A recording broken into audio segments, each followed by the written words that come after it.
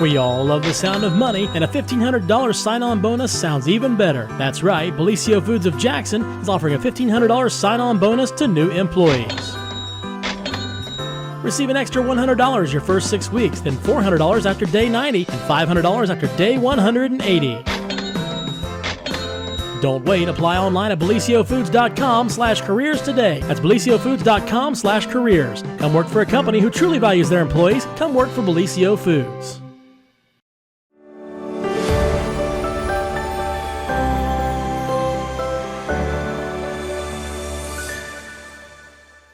Well, good morning. Happy Monday, everyone, and welcome to another edition of the morning show right here on Main Street TV. Of course, Jennifer here to start off the morning with our morning news update and our good friend and 50-year veteran of the newspaper world now, Pete Wilson. And thank you, Pete, for being here. Did you survive your special party days? Well, like I said before, on Wednesday when we talked about it on that day, still floored me. Just got a lot of response from the public in different ways. People saying all sorts of nice things. It has made me feel really good. And so, as I posted on my Facebook, a blanket thank you to everybody. Everybody was so gracious and nice to me. Wow. That it's just given me a new zeal to start a new week. There you go, a new kick in the rear end. So right, yeah, Pete? no, it was very nice. Well, well deserved. Feel very blessed. I really do. Well, very good. And so we didn't party too long over the weekend because there's a whole lot of news to do. So Pete doesn't, get to rest much, do you? Well, there's a lot going on, and there was this weekend, and we're going to start with Olivia Kennedy, of course. Olivia was up at the state track meet. I think when we last left the situation, as far as our TV news was going, of course, she was, on TV. She stopped by. Was it Thursday, right? Thursday, and the very next day, she was scheduled to be in the semifinals of the state track meet in the 400-meter dash. Yep. If she did well enough there, she would move on to the finals. Well, she did well enough in the semifinals. Yep. She was third in her heat. There she is, actually up at the state track meet with the medal that she received. Mm-hmm. She finished third on Saturday, broke a new personal record, a new school record. This is old hat for her. It's like every time she runs now. I think there were 18 runners who had a chance to go to the finals, and she made the cut. She was one of the last 8 or 9. I think it was 8 that actually made the cut. Awesome. So the top 8 runners in the state of Ohio in the 400-meter dash, so in Division II, great talent. Well, here's what Olivia did. She ended up 6th out of 8th, but she couldn't have done any better because she bested her best again. Another personal record, another school record, 57.53 hundredths second. Wow. 14 hundredths of a second better than what she did the day before when that was a record. And she talked with our reporter who was up there. I've got that interview here, Pete. Oh, that is wonderful. Let's. I tell you what. I won't say what Olivia said. Let's hear what Olivia said from her. Can't wait. Right. Here with Jackson senior Olivia Kennedy, 6th today in the 400-meter dash, and you're going out on top. It's not the top, but it's a podium finish, and those don't happen very often at Jackson. So, or really at any place. It's a special feeling and a thing to do. So, that's the whole thing. To go out 6th in your final race, your final competition at Jackson, you're on the podium, standing there in front of all of that crowd at Jesse Owens Stadium. What's it mean to you to finally have all that? It means everything. To finish out my last race and the last time that I'm going to wear this Jackson uniform, it just means the world to at least just be on podium for my town. The support I felt through this entire tournament has been amazing, from police escorts to interviews, people like you taking the time to talk with me. I got a huge fan support system that's yelling for me in the stands, and all of that combined just to make it a really special forever memory for me. Yeah, and that's saying a lot. You own the record in the 4, you own the record in the 8, you've done cross country. There's not basketball, there's not a lot that you haven't done. This one probably takes the cake, comes with the icing and everything. Plus, with it being that finale, probably no better way to go at all. Absolutely. Yep, a great finish to a great career. A really great time in high school. Did you have a good time up here? Yeah, it was wonderful. I'm really glad that we went through just the entire tournament process and really was able to get into the groove of what I wanted to do and settle in and make it a great time. All right. Well, Jennifer, we want to thank the other voice there that you heard on that interview was Brian Walters, who is the sports editor of the Gallipolis Daily Tribune. He was up there. The way it worked out, OVP, Ohio Valley Publishing, covers a number of counties along the river there, and he was going to be there, and he saved our sports editor, Todd Compston, a trip up there for just one athlete. And he passed along some information, including that interview. So that was very nice of him. Yeah, thank and you. there is a local connection there. Brian is the husband of zip printing manager Stacy Walters. Of our sweet Stacy. Right, yes. right. And so we want to publicly thank Brian Walters for helping us out there and be very efficient in reporting this. But Todd took the baton from him, pun intended. And wrote a nice story that we already have online. We'll have some photos from up there as well. And, I think the kind of person Olivia is indicative of that interview. All she talked about basically was the support system she had and how much she appreciated it. Which included Sheriff Ted Frazier on his motorcycle escorting her out of town and I think maybe back into town on Saturday afternoon. I'm not sure about the second part, but I think he did that too. And well-deserved, and what a good kid she is. Right. And as Brian said there, and we talked about her being in the 400 meter, she also has the school record in the 800 meter dash, which is something. And so you're talking about one of the top track athletes to come out of Jackson High School in the last decade. Yep. And, the great thing about it, and we're just not saying this to be patronizing because it is so true. Obviously, she has some talent, but she worked her way up to that podium at the state tournament. Just an amazing amount of work that she did and dedication and commitment to get to that point. And the mental strength you have to push through all that too. Right. And remember, she's one of the 11 valedictorians. You have that pressure too to stay on top in the classroom. Yep. And she did all that, and she can be so proud of what she did. And we are all certainly proud of her too. And she will move on now, since she's done all that she can do at the high school level. She will be going to Northern Kentucky University on a track scholarship. That's right. So I'm sure she qualified on the academic side too. I'd say for some assistance and rewards as well. And ironically, that is the same college that our former director of operations here, Karina Folks, went to. She also went to Northern Kentucky. And Karina, of course, was a state champion in the long jump. I believe it was in 2012. We'll just say a few years ago. Yeah, we don't always we don't always get a track athlete make the state tournament because you do it as an individual. And it's been several years at least. Yeah. And so congratulations once again to Olivia. So generous with her time, even coming here. I know. And I want to point you to this too. In last Saturday's paper, it may be overlooked a little bit, but it shouldn't have been.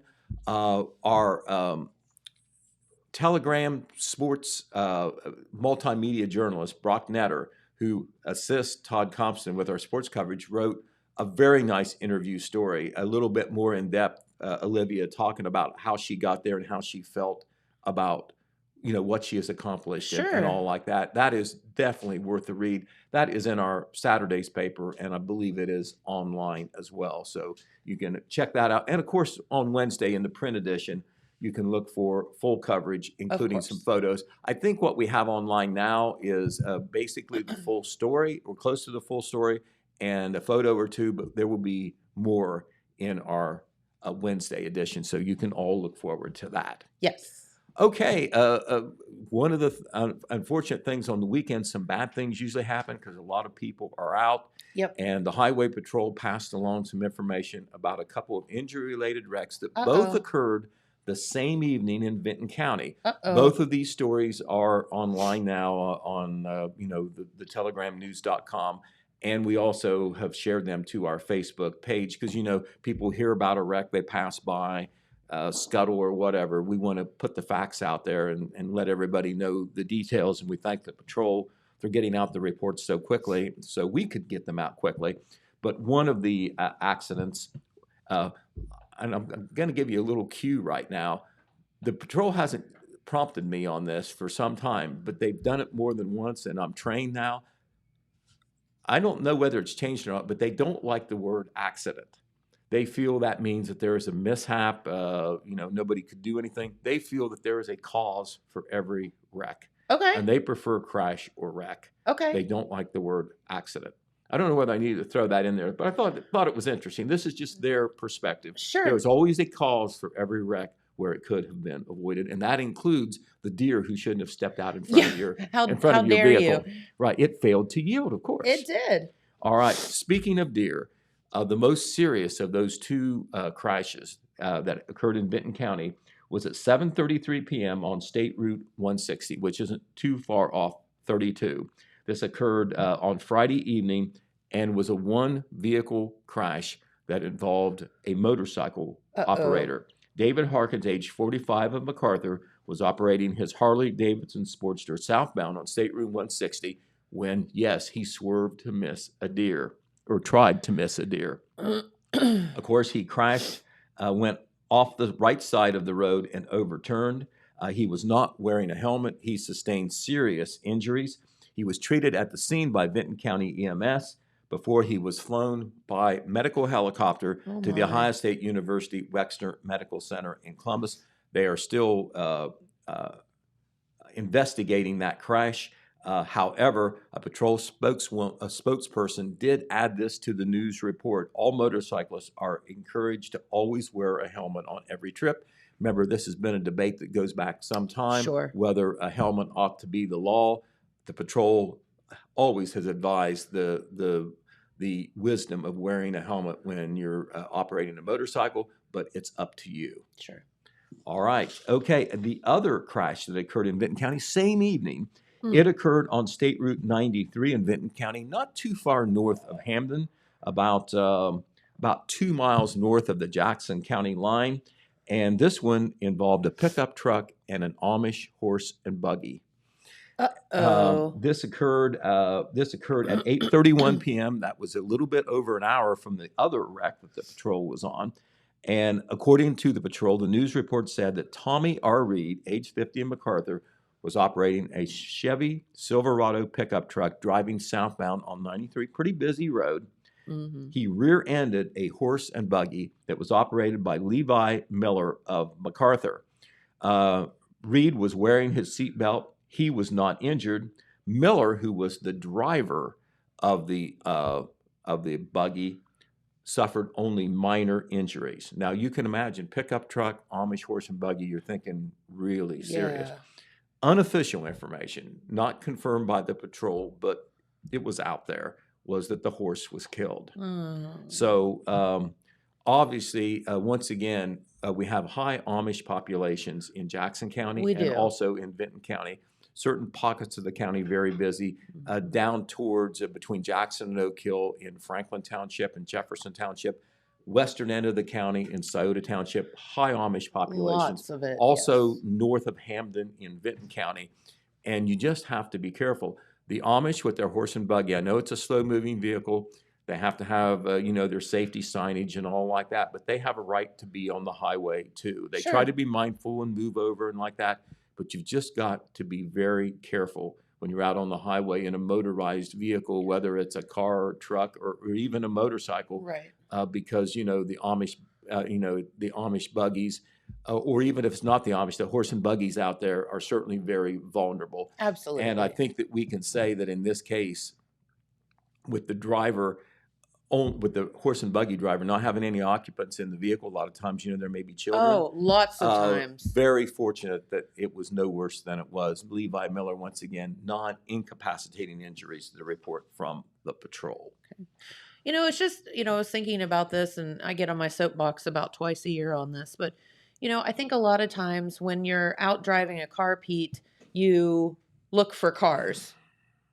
So we've all been trained to look for cars. You don't look for motorcycles. You don't look for bicyclists. You don't look for Amish buggies, sometimes. And I guess the point is, especially during these summer months where there are a lot of motorcycles and things like that out there, kind of keep in your mind to look twice before you do something. Right. Because you're just typically not looking for that type of vehicle. And no, you're not thinking, in addition to the Amish be more buggies, aware. You're not thinking about maybe somebody having a bicycle crossing the road, or even being along the road, a pedestrian or joggers. Alongside all the road. stuff. People with ATVs. Now, they're not supposed to be out on the public roads, but they are sometimes. Yes. We hear about those crashes as well. And of course, those operators, drivers, extremely vulnerable in those smaller vehicles. Okay, we're going to continue with some law enforcement. Kind of a lot to report from the last week or so since we've been on, since we were last on TV. The Vinton County Sheriff's Office. This occurred on Thursday evening, and the Sheriff's Office received the report of a fight at the Family Dollar store in Wilkesville,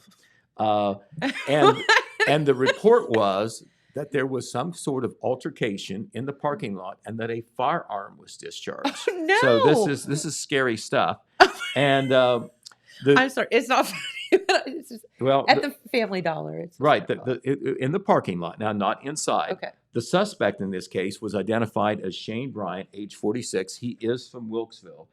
According to what the Sheriff's Office put out in a news release, they reported that Bryant had got into a fight with an individual in the parking lot, that he attempted to draw a pistol and was quickly subdued by bystanders, including another person who was a CCW, carrying a weapon on concealed carry. They had a firearm with him. Bryant was able to fire a single shot before being completely restrained and separated from the firearm. Nobody was struck by the bullet. Once again, not detailed information on whether, Bryant was firing at somebody, but he did apparently fire the pistol intentionally or accidentally. And, obviously that, could be potentially deadly there. That would be a big no-no, Pete. He was able to leave the scene before the deputies arrived. However, he was apprehended a short time later. He was put in jail that night at the Southeastern Ohio Regional Jail in Nelsonville. The case will be presented to the Vinton County Prosecuting Attorney Jim Payne for review. He will determine, what charge or charges should be filed in this case. But once again, that was at the Family Dollar store last Thursday evening in Wilkesville. Also, a report came last week from the Wellston Police Department. This occurred on Wednesday evening, and it involved a high-speed chase that ended up in Lake Alma State Park. Oh, my. That's actually in Vinton County, but near Wellston, of course. This occurred 11:21 p.m. Wednesday, almost midnight. A WPD officer attempted to stop a vehicle for a registration violation on Lake Alma Road, officially known as State Route 349. The driver did not stop, continued on 349, speeds up to 97 miles per hour. On that road? 97, right.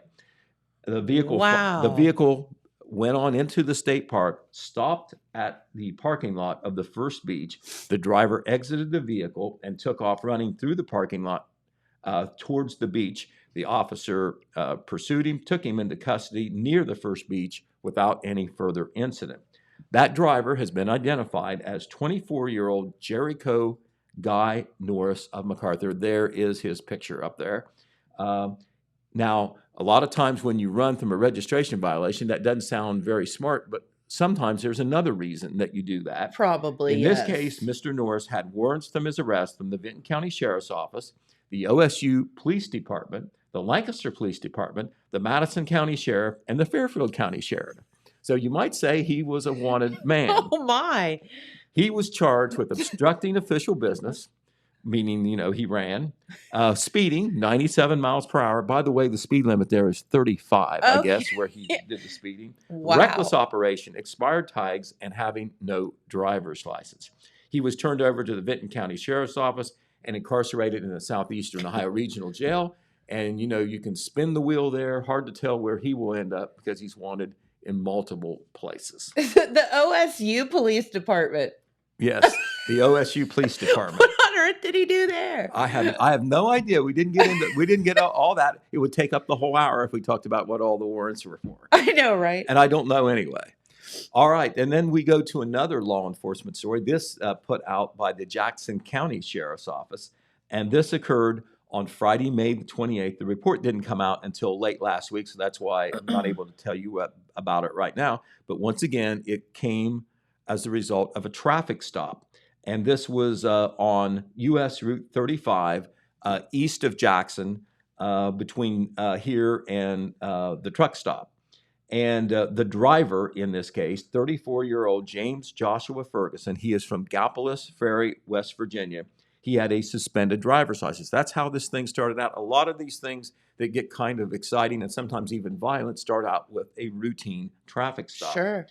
Okay, the female passenger with James Joshua Ferguson also had a suspended driver's license. So automatically, see, you're not supposed to be driving. So They have something there. Ferguson told deputies that they were heading home to Gallipolis Ferry, West Virginia, from Columbus, Ohio. Ferguson told authorities that they went to Columbus to buy a guitar. So they got two different stories from the two occupants in the car, the driver and the passenger. They already have two people with suspended driver's license. The patrol came to help on the scene, and they got an even different story from one of those two persons in the car. So they ran a criminal history on Ferguson, and they found out that he had a prior charge of aggravated possession of drugs that was as recent as 2019. They called the drug dog in. It's Hershey, by the way. Hershey's a little girl, been very successful on her drug sniffing. And she indicated, that's the word they use when they bark because, they think they smell something. Hershey said, I got something here. Positive indications of the odor of illicit drugs coming from the vehicle at the driver door and passenger door. Well, they took a look in the car and they found the following. 4 knives were removed from Ferguson's pants, along with a set of digital scales with methamphetamine residue on them. They also found a baggie containing almost 4 ounces of what tested to be, or the initial test was that it was crystal methamphetamine. Okay. Now, I know it's hard to kind of get a indication on, how much drugs are a lot, but I was told by the chief deputy of the Jackson County Sheriff's Office, 4 ounces of crystal methamphetamine is a lot. Okay. So this was considered, a big arrest. I'm glad we don't know that, Pete. They also, right, okay, all right, good point. They also found 2 glass methamphetamine pipes and another set of digital scales in the vehicle. As it turned out, Ferguson said that the female didn't know anything about the drugs. She didn't have any drugs on her person, so he was the only one who ended up being arrested. He did have that felony warrant, of course, with full extradition from the Ohio Department of Rehabilitation and Corrections for a parole violation. It was a parole violation because he had that other conviction. He had gotten out of prison and was on parole, which is kind of like post-release probation kind. Yeah. It's kind of on the back end. Like, don't mess up. We're going to let you out, but he don't was mess up. incarcerated in the Jackson County Correctional Facility on that felony warrant. All right. We want to report on another death that occurred in Jackson and Vinton counties. This was a natural death. This wasn't a result of any crash or law enforcement thing. But there was a gentleman who lived in MacArthur for many years and was one of the best-known men in MacArthur. His name, Robert Dodrell Sr. Don't know whether that name means anything to you, Jennifer, but it means a lot in MacArthur and Vinton County. He died on last Wednesday, at the age of 88 years of age. He was the mayor of MacArthur for 16 years. Wow. He was the council president for longer than that. They didn't give the number of years, but between council and mayor involved in village government, for a long time. Now, when you got a town the size of MacArthur, that's not a full-time job. That's something you do on the side, even though it's a major obligation, Sure. of course. He had a great business career. You remember some businesses in Vinton County that aren't there anymore by this name, Dodrell Ford and Dodrell Mobile Homes. Well, he was the force behind Dodrell Mobile Homes. It was kind of his baby. And he helped with other family members with Dodrell Ford. And Robert Dodrell Sr. was also one of the ones who founded D&W Homes, which is here in Jackson County. That's Yes. what the D stands for, Dodrell. Mm-hmm. He was known as an entrepreneur and a salesman. It helps if you're both, if you're in business, right? That's true. Because you've got to have the know-how, the chutzpah, the commitment to get something started, the nerve, the spine, and then you've got to be able to sell it. That's correct. Well, he was supposedly great on both ends, made a great life for himself and his family. He was the youngest of 10 children. He has 3 children, and 2 of them went into public service. One of them is Brenda Reinhardt. She is the widow of Buck Reinhardt, who was the mayor of Columbus at one time. And Brenda Reinhardt is the number 2 person in the Ohio Attorney General's office right now. Wow. She is right behind David Yost, who is the Attorney General of the entire state of Ohio. Also, Robert Dodrell Jr., also known as Bobby, he still lives in MacArthur. That's the son of Robert Dodrell Sr. He was the mayor after his daddy. Oh. So he was certainly Family affair. known for that as well. And here was another neat thing about Robert Dodrell Sr. He was also very involved in the community. One of the things he did, he played Santa Claus. Okay. I'm going to give a little story here. I hope Joel Walton doesn't mind. Joel Walton, who is our super salesman over there, so I wonder where he gets his sales ability. I don't know. All right. Well, he is his grandson. He is Robert Dodrell Sr.'s grandson. Mm-hmm. And Robert Dodrell Sr. played Santa Claus for many years. Well, Joe Walton, growing up in MacArthur, believed in Santa Claus. He told me all the way into junior high because he sat on Santa's lap, and he did not know that it was his grandfather. And he marveled at how much Santa Claus knew about him. That's hilarious. So that strengthened his conviction and belief that Santa Claus was real, with mystical powers and knowledge. Santa knew everything about me. Right. Well, Joel figured it out one time or later on. But, he said he believed in Santa until junior high. I love it. I mean, I was a little slower. I was 15 or 16, and I knew better. But anyway, Robert Dodrell Sr., once again, known as certainly, I talked to Bob Grillo, who is the probate juvenile judge in Vinton County, about Robert Dodrell Sr., said that he was, a great people person, that helped him in business and politics and government, of course. But he also did a great job when, in the 90s, Bob remembers it was, they needed a new sanitary sewer system in MacArthur. The other system was failing. This was a big deal. There wasn't as much grants and loans available 30 years ago as there are now. And he was able to get either a grant or a low-interest loan that basically saved the village from getting in trouble. You got to have a sanitary sewer system that works, and if it doesn't, the EPA will come after you. Sure. With violations and sanctions and like that. And that was one of his big accomplishments. So we will have a story in Wednesday's paper about Robert Dodrell Sr. in addition to the obituary. The obituary now is online on thetelegram.news.com. They will have private funeral services with the family at some point. They will do public visitation this Saturday, 11 a.m. to 1 p.m. at the Garrett Carderas Funeral Home in MacArthur. That's at 201 West High Street. Burial will be at a later date in Elk Cemetery. Gotcha. All right. Our state senator, Bob Peterson, sent a news release. It came in last Thursday, and it came with great news through a lot of our local governmental entities in Jackson and Vinton counties. It's the capital budget. And this is where the state throws a bunch of money at local projects all through the state. They always find a way to fund these things because it's good for politics, right? To give money to good causes and like that otherwise probably wouldn't be able to do things because they just don't have the local money to do it. Well, the money was spread all over Jackson and Vinton counties. I'm going to read you some of the funding that was given.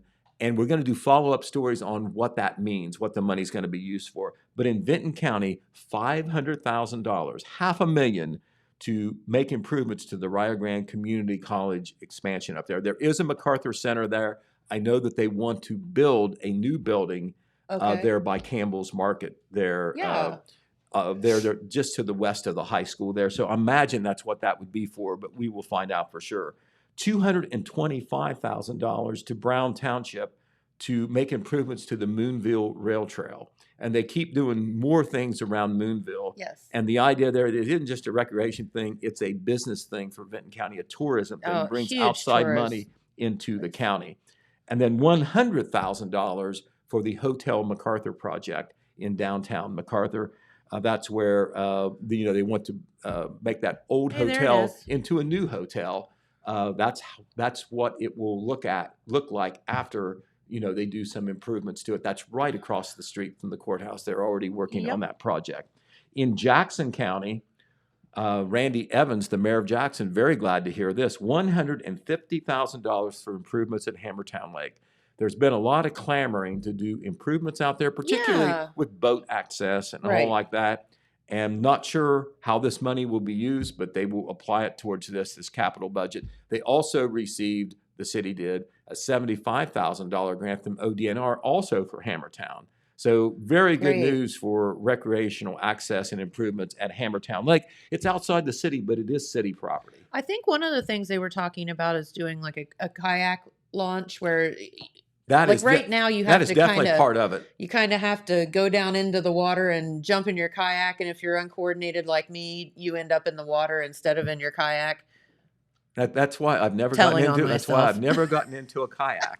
I'm worried what the end game would be if I fell in. That was a hypothetical situation, right, Jen? No. Nope, that's the God's honest truth. In the lake I went. But anyway, between the capital money and the ODNR money, $225,000 in state money for Hammertown, we'll try to pin down what all that means and when it might happen and all like that. Remember, this is government. It moves slowly. It does move slowly. And for anybody that has anything smart aleck to say about it, though, if we don't get it, somebody else is going to. Well, that's... So we'll take it and we'll do the best we can with it. Right, that is absolutely true.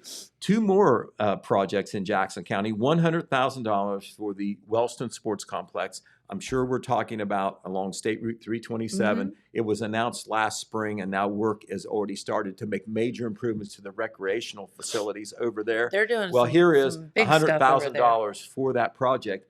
I don't know whether this is part of that funding plan that was talked about a year ago, or this is now more that they will be able to do, but we'll find out about that.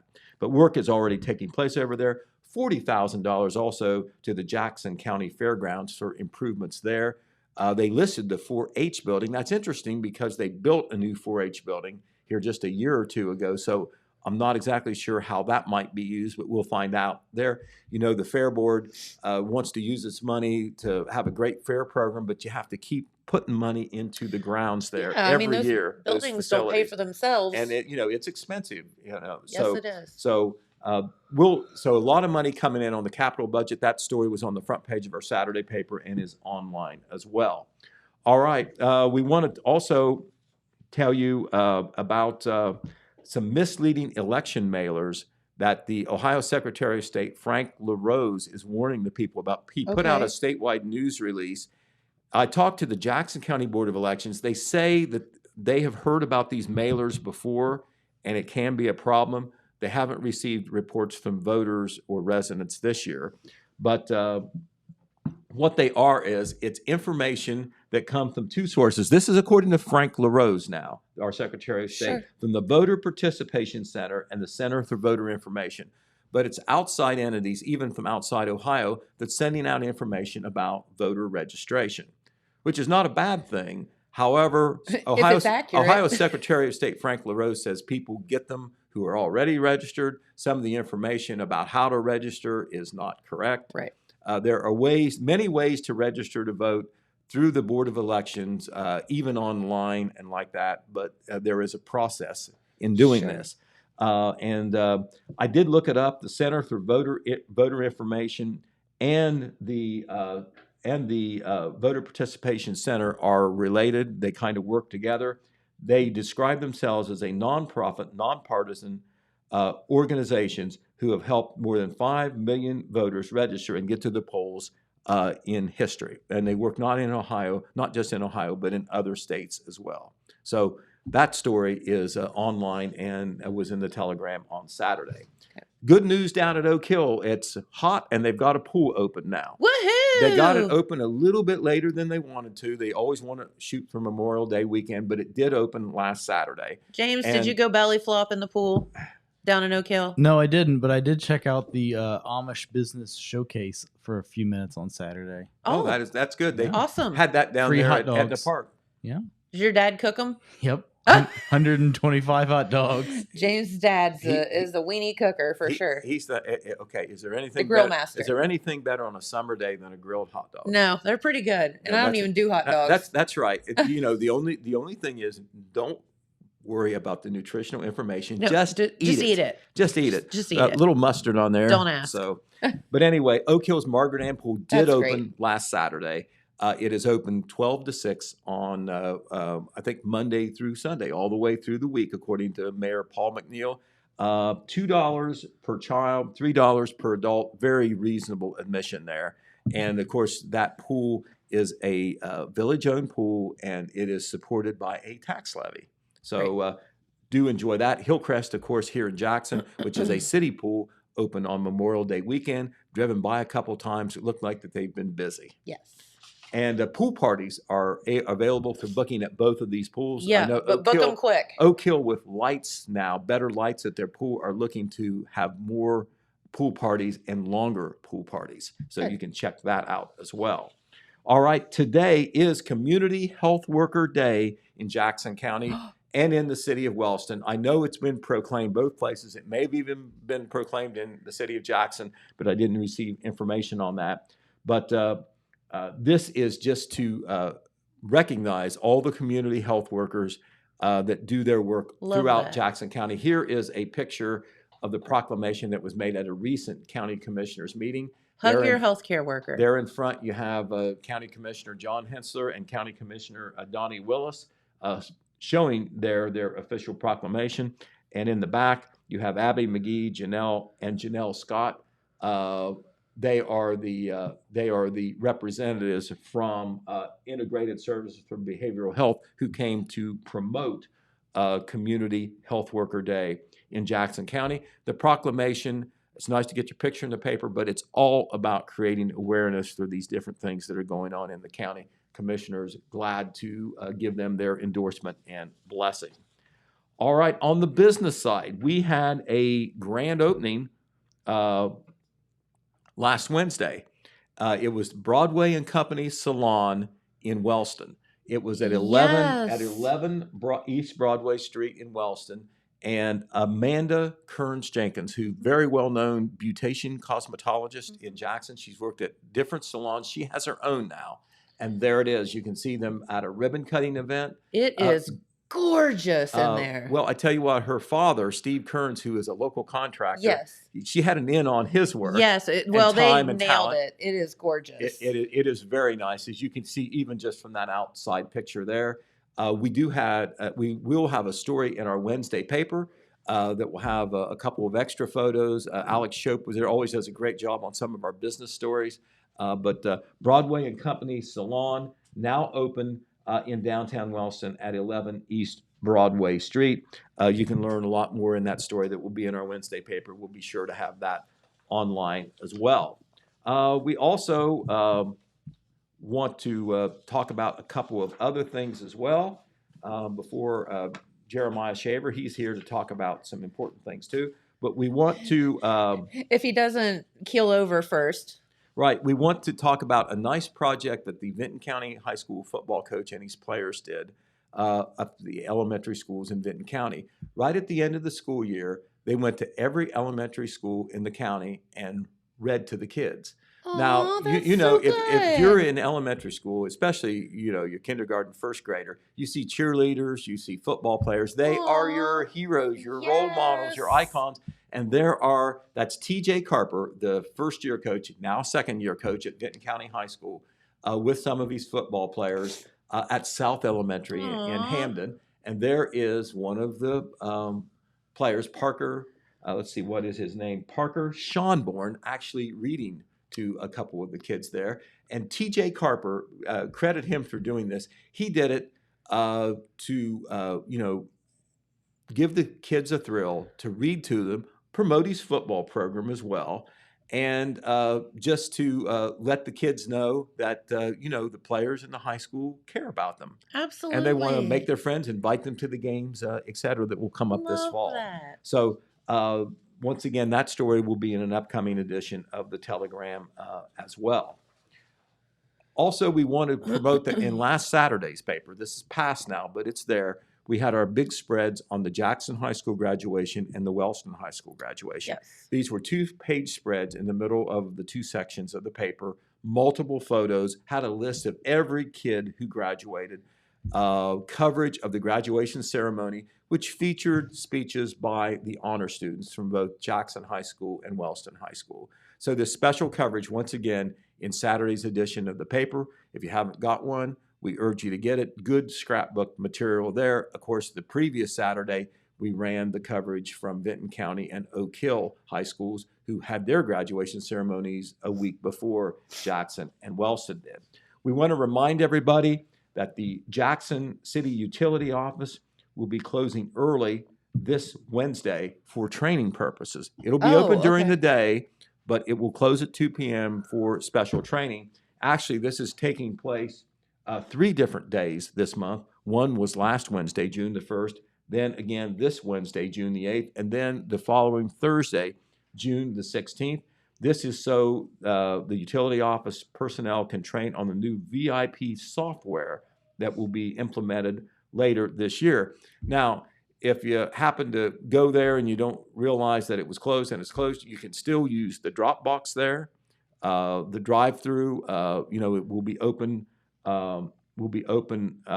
Regular hours, but the office itself will be closed. If you use the drop box, don't use cash. Use a check or a note, or go online if you need to. You've got a bill that's almost due or whatever. You can go online and pay, but when you pay online, there is an extra charge because of the credit card surcharge. All right, tomorrow is the first day for the free summer movies at the Tri-City Theater right here in Jackson. Yep. And the first showing will be Our Fate is in Their Paws, and it is, let's see. I believe that's Paw Patrol, Pete. Paw Patrol. Okay, all right. You know what?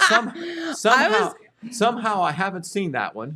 But you know what? I may go because the Price is Right. Do they let the adults go, I wonder? Well, of course. Well, I don't think it's just a bunch of unwatched children running amok in there. Everyone take their kid and drop them off. Drop them off. Well, anyway, these free summer movies. Love that. There's 2 showings, 11 a.m. and 2 p.m. They're going to be each Tuesday all the way through the summer. I think the last date is July the 26th. Yep. Free movies. Doors open 1 hour before showtime. I can't say that I've been there, but I've heard that they're very, very popular. Very popular. Because it's one thing to see a movie at home on your TV screen, but to see it on the big screen, that's something else. So even if you've already seen it, you can see it again. The Price is Right. You can buy concessions. They will be for sale. Do not dare bring your own concessions in. Don't do that. You're not allowed to do that, but otherwise it is free. Seating is limited and not guaranteed, so get there early. Word to the wise. All right. Also, later on in the week, we want to promote this, and I think you may have something booked on TV from the Humane Society of Jackson County. Yes. They're going to have their big car show called Calls Through Paws at the A&A truck stop on Saturday from 9 a.m. to 3. Door prizes given, raffles, food, pet-related items for sale. It's all for a good cause. 100% of the proceeds will help injured or stray animals. That's right. The Humane Society of Jackson County, a lot of people don't understand this. It's completely a volunteer organization. They may get some funding or whatever to help with spay-neuter clinics or whatever, but they have to hustle for everything that they get. And the car show is a way that you can find a way to help by entering the car show or showing up there, attending the car show, and buying some things. Yep, support them. So anyway, they need it. That is on Saturday. And what, James? I think Wednesday maybe you're going to have somebody in? Tomorrow, yeah. On Tuesday. All right, the Oak Hill Festival of Flags had a raffle going on. They still have a few tickets left. And this sounds like a really good deal. Toby Keith concert What? at the Ohio State Fair on July the 28th. Love that. All right, $10 for a raffle ticket. They're only selling 100 of them, so you have a decent chance. They have about 20 tickets left as of this morning. But for that $10, you not only get the concert tickets, you get into the fair that day for free. They give you a $50 gift card, and they give you $50 in spending cash. Only 100 tickets are being sold for $10 each. You can make payment through PayPal or on Facebook. Just go to the Festival of Flags Facebook page. That's easy enough. They're promoting it this morning, so I know they're pushing it. Only 20 tickets left. You better hurry on that one. That's a great deal. Hey, did you know Willie Nelson's also going to be at the State Fair? And Ice Cube. And Ice Cube.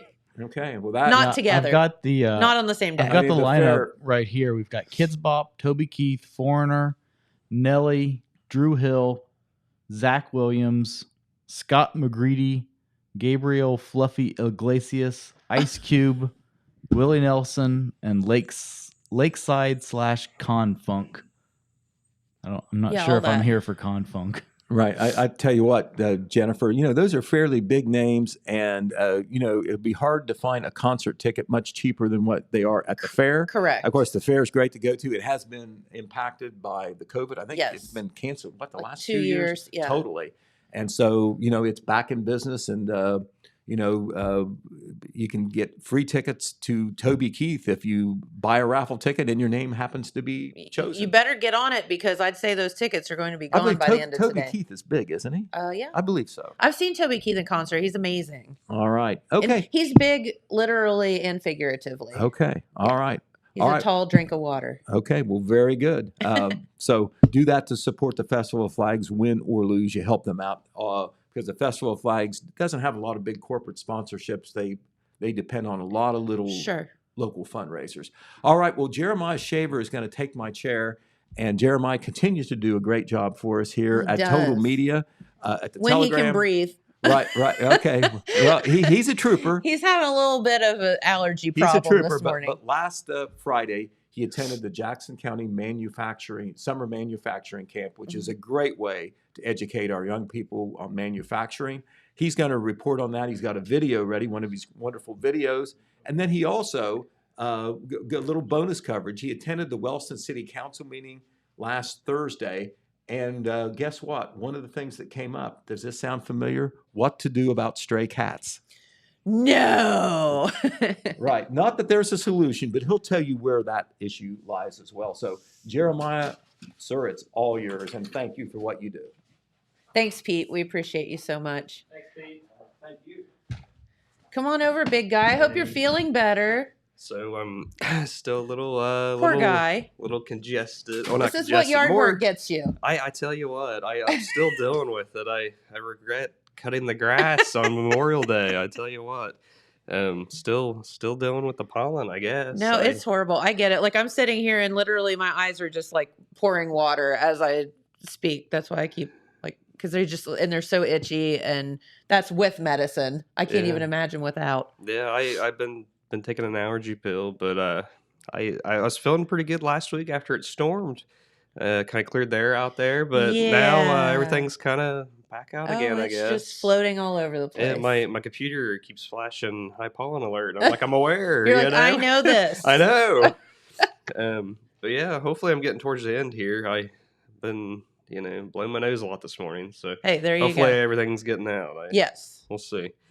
But Pete Wilson was talking about me having to cover Wilson City Council last week on Thursday, June 2nd, talking about the cats.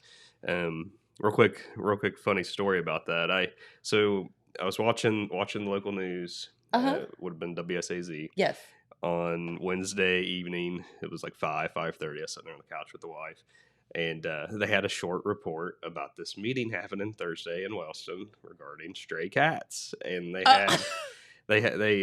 were on there in front of the city building talking about it and everything, and said, when it was going to be and where and what it was going to be about. Sure. And I looked at my wife and I said, "Oh, poor Philip. He's going to have to cover this meeting. And I'm sure it's going to be an interesting one with a lot of people there, complaining about cats." Cats, yes. And then Thursday morning I got in and Pete goes, "Hey, Phil's out sick. You think you could cover this this committee meeting?" And I was like, "Well, cat sure." meeting. Yeah, so karma got me there. So that's what I get for picking at Philip. And so anyway, on June 2nd last week, they had a health and safety committee meeting, and you have there that is that's Wellston Councilwoman Teresa Pond Lipmaster. She's the chairperson over that health and safety committee, and she ran the committee meeting. It was open to the public, and it gave the residents an opportunity to voice their concerns regarding stray cats in the city of Wellston. The meeting. It was just kind of like a starter meeting to kind of have a conversation about the subject, and she's hoping maybe to lead to some type of solution. But like Pete was saying, well, I don't think he said, no solution, but there's not really a solution out there because Jackson, I think, dealt with this last year, the year before last, and I don't know if anything ever came out of that either. But I know. If there were an easy solution, it would have been done a long time ago. Is the issue? But so there was a handful of residents there. I wouldn't, maybe a dozen or less. Mm-hmm. Did anybody have any ideas? There was all kinds of people voice. It was a lot of complaining, not a lot of solutions. There was one lady that voiced that over a 5-year period she got 100 cats trapped and got rid of. She didn't say. Somebody asked her what she did with those cats, and she said that was her business. So I'm gonna say there's probably 100 cats in a garden somewhere. But yeah, that was one of the interesting people that spoke. But a lot of people were complaining about the cats using their flower beds and porches as litter boxes, and a lot of them are. They're stray cats, or as they referred to them. Some of them are like community cats, and they're like I said, there wasn't really any solutions. Some people said that people are the problem, not the cats. No, that's true. Because people were feeding the cats or dumping the cats, or people don't spay or neuter their animals. And that was so the Jackson County simple concept. Yeah, so the Humane Society of Jackson County was there. There was a couple of representatives that were there and spoke, and they said that the spaying and neutering of cats dumped in an area, you capture them, spay and neuter them, and then you release them. They said that helps over time. It's not like an immediate solution, but the problem with that is you got to have money and people willing to do it. Right. And as Charlie Hudson, Wellston Mayor Charlie Hudson put it, he said he didn't know what the solution is, but he said he can't have one of his 9 police officers out checking cages. And the city, the Humane Society kept saying there's grants available. I don't know if the grants are available to help like buy the cages or help fund like a capture and release. Thing, the spay and neuter, because it's kind of expensive. She said when they do the rascal units, it's like $70 for a female and $60 for a female. The boys are cheaper. Yeah, to have them spayed and neutered, and but they said that they have tried to get like a capture and release program started, I guess, in the past. But when they go to get it going, nobody shows up. But then you have all these people complain, of course, but nobody willing to get behind. Get behind it there. There was one person that suggested, why can't we just capture the stray cats and have them euthanized? And the Humane Society said you're not going to find a vet that's going to euthanize a cat that's not sick. Or something wrong with them, But I don't think there's any laws saying that you can't euthanize a cat. But who's going to be that person? They're not going to do it. And besides that, it's not the animal's fault. Yeah, it's our fault. But there really wasn't any. I mean, outside the spay and neuter, there were some people that talked about maybe like a cat sanctuary. But again, where are you going to get the funding and the property to set up something like that? Right. But Wellston Mayor Charlie Hudson did say that personal accountability kind of, some people said, if there's a cat in your yard and it's a stray, capture it, have a spayed, neuter, and release. But then again, that all kind of comes back to money. Yep. But they're going to have another committee meeting before the Wilson City Council meeting on June 16th. That committee meeting will be at 6 p.m. for anybody that wants to come and talk about this. I guess there's been a lot of talk on social media about this. I'll touch real quick on something that's happening in Colton for Colton residents. Colton Mayor Kim Milliken, along with Colton Village Council, would like to let Colton residents know these are folks with trash service in the village. Okay. They're having a cleanup day. Cleanup day is set for Friday, June 10th, so this Friday. Okay. And well, that's good. Yeah, residents just need to set out their items that you want gone, and it'll be picked up. They just wanted to remind residents that furniture and mattresses must be wrapped in plastic. Refrigerators have to have that that chemical removed out of it. I can't think of what it's called. The refrigerant? Yeah, the refrigerant removed from the refrigerators, freezers, air conditioners, and they must have a remove sticker on them. You can't throw out any paint unless it's mixed in with cat litter or sand. No motor oil, gasoline, kerosene, and no tires will be accepted. So if you live in the village of Colton, you can get rid of some of your unwanted stuff this weekend without an extra charge. Good. The village is taking care of that. So I wanted to note on Oak Hill School Board, they would meet next Wednesday. Okay. Which is the third Wednesday of the month. That would have been June 15th. However, it was announced during the May meeting that they had to move the date. The meeting is now scheduled for Wednesday, June 22nd at 5:30 p.m. at the Oak Hill Middle High School Library. Probably because everybody goes on vacation. Probably, yeah. And that's understandable. One of the things Pete talked about that I'd be talking about is the summer manufacturing camp.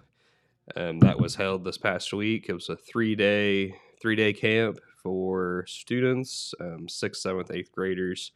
It's a chance to learn about careers in the community, tour local manufacturing facilities, and all this is kind of put on through U.S. Senator Sherrod Brown's office.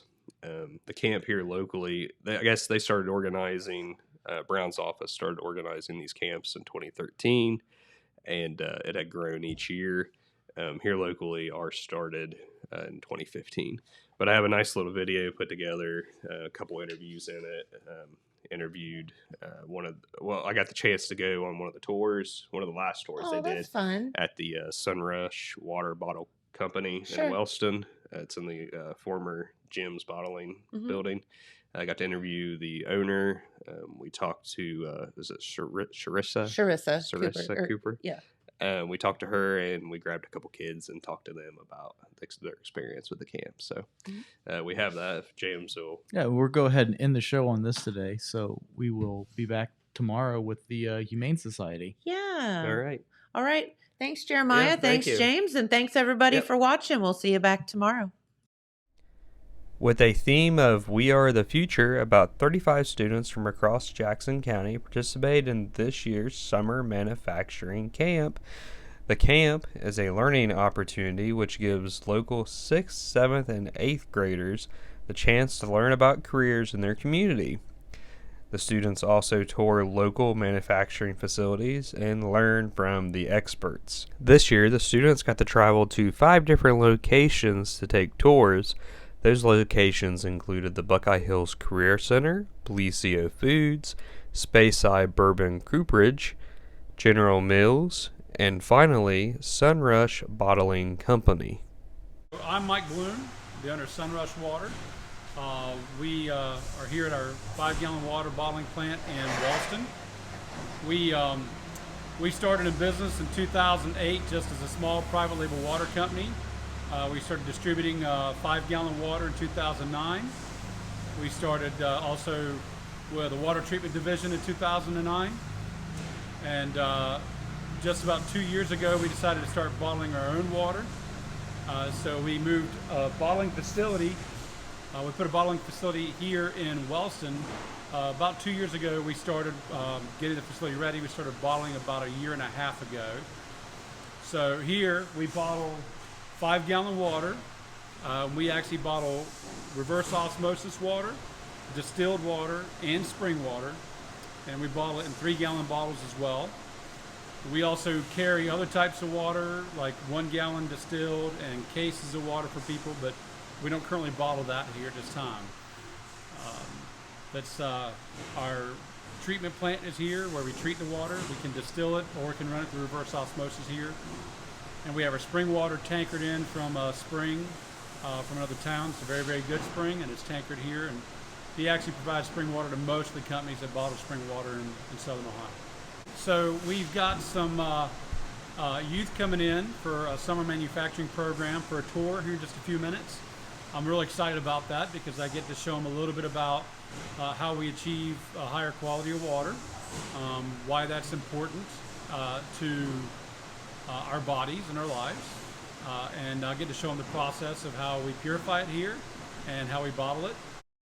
The office of U.S. Senator Sherrod Brown started organizing summer manufacturing camps in 2013, and since then a number of camps throughout the state have grown every year. This year, Brown's office helped organize at least 25 camps in 17 counties.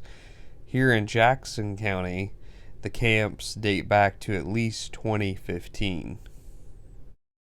Hi, I'm Sharissa Cooper, and I work with Ohio Means Jobs and Workforce Development. This is my second year organizing the Summer Manufacturing Camp, which is in partnership with Senator Sherrod Brown's office. Like I said, we've been doing this for 2 years. Our first year that I was a part of organizing, we had 12 students. This year we had 42 signed up. We only had 35 that actually got to participate for the 3 days, but still an amazing accomplishment. We were so happy to have that many participate. We went to several different local businesses. Jackson County is very unique because we are able to provide this camp at no cost to any of our students. They're fed really well, they're taken very well care of. They enjoy the camp thoroughly. By the end of it, we had several kids that did not want to sign up and ended up telling us how much fun they had. So that is our ultimate goal. We are very passionate about establishing the idea of careers, not just jobs. So we like to promote what we have right here in our county. Of course, we want people to see the world, but we also want our kids to understand that there are a lot of great opportunities right here in Jackson County. And through this camp, we are able to do that. The home base for the camp this year was the Jackson Rio Grande Center. Students, along with their parents, gathered at the center on June 3rd, which was the final day of the camp. The students received a gift card and a certificate from the U.S. Senator Sherrod Brown. A representative from his office, Beth Clodfelder, shown here, presented the certificates on behalf of Brown's office. The students also got to hear a few words from Sherrod Brown himself. I'm Sherrod Brown. It's an honor and a privilege to serve as a United States Senator. Thank you to the mentors, the parents, the partner organizations, and the students, of course, for making this summer manufacturing camp possible. Hi, my name is Ivan Conley, and I am in 6th grade right now, and I am in Northview Elementary. Hi, I am Bryson Kerr. I am 11 years old, and I am also in 6th grade. I also went to Northview Elementary too. Was this your guys' first year in the program? Yeah, first year of the program. I think it's a really good learning experience. And also we went to General Mills today, and we got to see this pizza that would go through, and then all the sauce would go, and then heat up, and then go through again, and then all the pepperonis get on there, and then heat it up, and then all the cheese gets on there, and they would heat it up. And that's how they would make that pizza. And before that, we went to Belicios. And they provided us with a bunch of stuff, a cool bag, and they showed us a tour of what we could do. And so there was a lot of fun stuff at the program, and I would 100% recommend it for people that are wanting to learn about jobs. Okay. The 2022 Summer Manufacturing Camp wrapped up with the students posing for a photo with their certificates they received from U.S. Senator Sharon Brown's office.